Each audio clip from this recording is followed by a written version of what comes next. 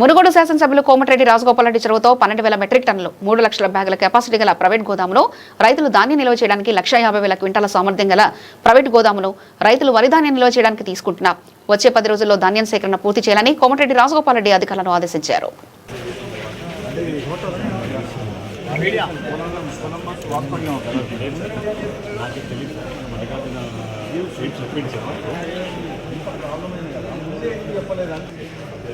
మరి ఇంతమంది లీడర్లు ఉన్నారు, ఎవరు చెప్పలేదు ఇట్లుందని చెప్పేసి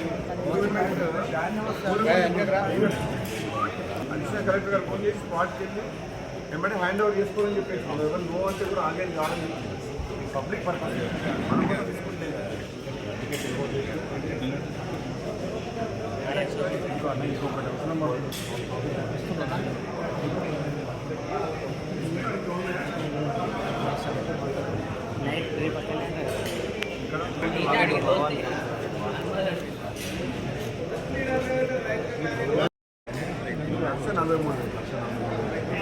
బ్యాలెన్స్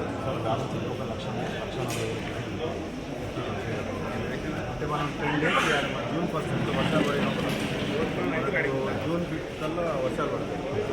జూన్ 5 కల్లా ఎన్ని ఉంటాయి మనకి 25 కూడా వినకుంటే కూడా జబర్దస్త్ కూడా తెచ్చుకోవచ్చు. మనం అట్లుంది ఎమర్జెన్సీ సిచ్యువేషన్.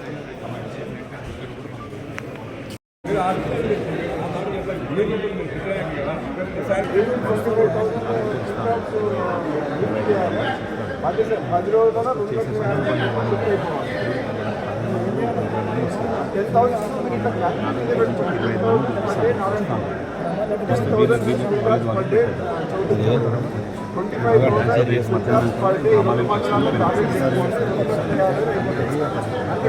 ఏం లేదు. మీరు అదే వెహికల్స్ అండ్ స్పేస్ అంతే, ఇంకా వేరే ఇప్పుడు మనం 15 days వెయిట్ చేసినాం. మీరు మాట్లాడి తీసుకురండి ఎక్స్ట్రా పే చేసి.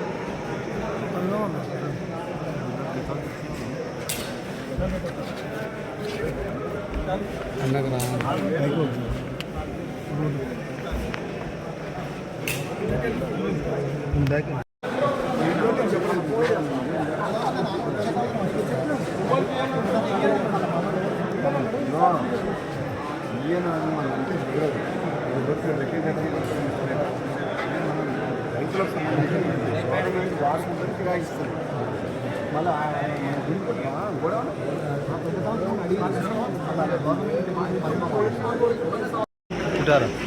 చౌటిపల్లి మండలంలో అంకిరెడ్డిగూడెంలో దాదాపు 1,50,000 క్వింటాల్లో ధాన్యం నిల్వ చేసే సామర్థ్యం ఉన్న గోదావరిని గవర్నమెంట్ ప్రైవేటు వ్యక్తులకు సంబంధించిన దాన్ని తీసుకోవడం జరిగింది.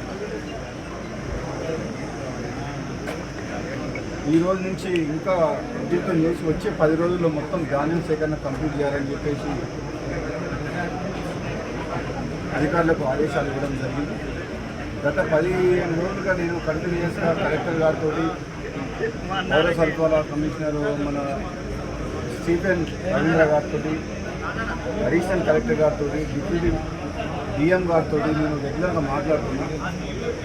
కొంచెం ఈ గోడౌన్లని ఐడెంటిఫై చేయడము లేట్ అవ్వడం వల్ల ఆలస్యం జరిగినమాట వాస్తవము. జనరల్గా మామూలుగా 1,50,000 క్వింటాల దిగుబడి వచ్చే చౌటిపల్లి మండలంలో ఈసారి డబల్ కెపాసిటీ 3 లక్షల క్వింటాల ధాన్యం దిగుబడి వచ్చి ఉత్పత్తి జరిగింది. అదేవిధంగా నారాయణపూర్ మండలంలో 50,000 వచ్చే దగ్గర దాదాపు 2 లక్షల క్వింటాలు ధాన్యం ఈసారి ఉత్పత్తి, అంటే 4 రేట్లు. ఈసారి అనుకోకుండా ధాన్యం ఉత్పత్తి పెరగడం వల్ల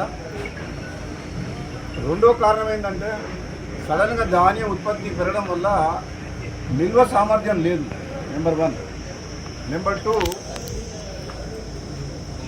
మనకు ఈ వెస్ట్ బెంగాల్ ఎలక్షన్ రావడం వల్ల హమాలీల కొరత ఆ 15 రోజులు ఎలక్షన్ టైంలో మనకు ఎఫెక్ట్ అయింది. మూడోది, మిల్లర్లు కూడా కొన్ని రకాల రాజకీయం చేసి ప్రభుత్వంతో వాళ్ళు బ్లాక్మెయిలింగ్ ధోరణిలో కొందరు మిల్లర్లు ప్రవర్తించడం వల్ల ధాన్యం సేకరణ విషయంలో ఆలస్యమైన మాట వాస్తవము.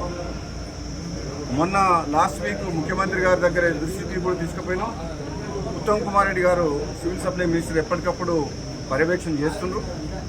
జరిగిన మాట వాస్తవం. ప్రభుత్వం తరఫున నేను క్షమాపణ కూడా చెప్తున్నాను. ఎందుకంటే మనం అనుకున్న దానికంటే డబల్ 3 రెట్లు ఎక్కువ వచ్చింది. రైతులకు ఇబ్బంది అయింది. కళ్ళాలల్లో 15 రోజుల నుంచి రైతులు ఇబ్బంది పడుతున్నారు. ఆ మాట వాస్తవం. అందుకని మేము కూడా చింతిస్తున్నాం అందరం. డెఫినెట్గా రైతుల కోసం ఈ ప్రభుత్వం ఎప్పుడు కూడా రాత్రింబౌలు కష్టపడి రైతులకు అన్ని రకాలుగా సపోర్ట్గా ఉండాలన్న ఉద్దేశంతో పనిచేస్తుంది. కాబట్టి రాబోయే 10 రోజుల్లో కంప్లీట్గా ధాన్యం సేకరణ కంప్లీట్ చేస్తామని చెప్పి నేను కూడా మాటిస్తున్నా. ప్రత్యక్షంగా నేను కూడా ఈ గోడౌన్ హ్యాండ్ ఓవర్ చేసుకుంటానికి అధికారులతో మాట్లాడి గోడౌన్ ఓనర్ ఒప్పుకున్నా సరే బలవంతంగా నోటీస్ ఇచ్చి తీసుకోవడం జరిగింది. ఇంకొక 1,00,000 టన్నులకు తిరుమలగిరి అని సూర్యాపేట మండలం అక్కడ ఒకటి ఉన్నది, అది కూడా తీసుకోమని చెప్పిన. ఇప్పుడు అడిషనల్ కలెక్టర్ గారితో మాట్లాడినా. వచ్చే 10 రోజుల్లో ఈ ధాన్యం సేకరణ ఎప్పుడు ఇంత ప్రాబ్లం రాలే, ఈసారి వచ్చింది ప్రాబ్లం. ఈసారి దిగుబడి ఎక్కువ రావడం వల్ల, కాబట్టి వివిధ కారణాల వల్ల ఆలస్యం అయింది. మా రైతు సోదరులందరూ కూడా దీన్ని పరిస్థితిని అర్థం చేసుకొని సహకరించాలని చెప్పేసి ప్రతిపక్ష పార్టీల అందరికీ కూడా నా విన్నపం ఏంటంటే, ఆలస్యమైన వాస్తవం. మీరు కూడా ప్రజల పక్షాన చాలా సందర్భాల్లో మీడియా ద్వారా కానీ రైతుల పక్షాన మీరందరూ కూడా మీ పాత్ర పోషించిండ్రు. ప్రభుత్వం కూడా అన్ని రకాలుగా మీరు చేసిన పోరాటాన్ని కావచ్చు, మీ ప్రజల పక్షాన మాట్లాడడం కానీ రైతుల పక్షాన దాన్ని పాజిటివ్గానే తీసుకుంటున్న నెగిటివ్ యాంగిల్లో రాజకీయ కోణంలో రాజకీయం చేయదలుచుకోలేదు. ఎందుకంటే ఇది రైతుల సమస్య.